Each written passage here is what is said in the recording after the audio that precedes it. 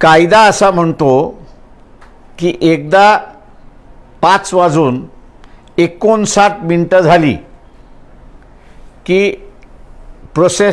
Election process थांबवावी लागते, दरवाजे बंद करावे लागतात, जे आतमध्ये आहेत त्यांना टोकन दिल्या जातं आणि ज्याच्याकडे टोकन आहे त्यालाच मतदान करण्याचा असणारा अधिकार आहे.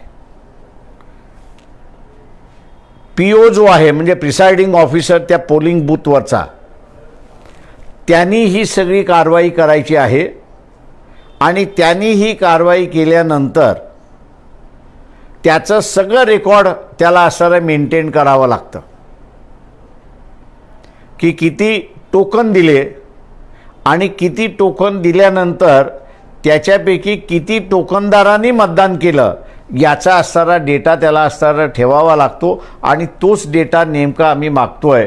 त्याला उत्तर असं येतं आहे की हा डेटा उपलब्ध करून देता येत नाही.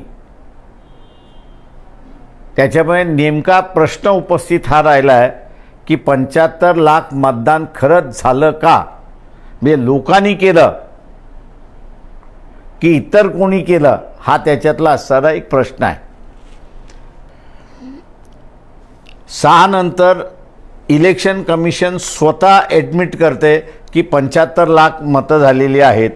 तर 75 लाख मतं झाली आहेत, मतदान झालेलं आहे, याचा अर्थ 75 लाख टोकन वाटप करण्यात आलेलं आहे. आता हे 75 लाख टोकन वाटप केलेलं असेल तर आम्ही विचारतोय की प्रत्येक बूथवरती तुम्ही किती टोकन्स वाटले याचे फिगर्स तुम्ही आम्हाला द्या.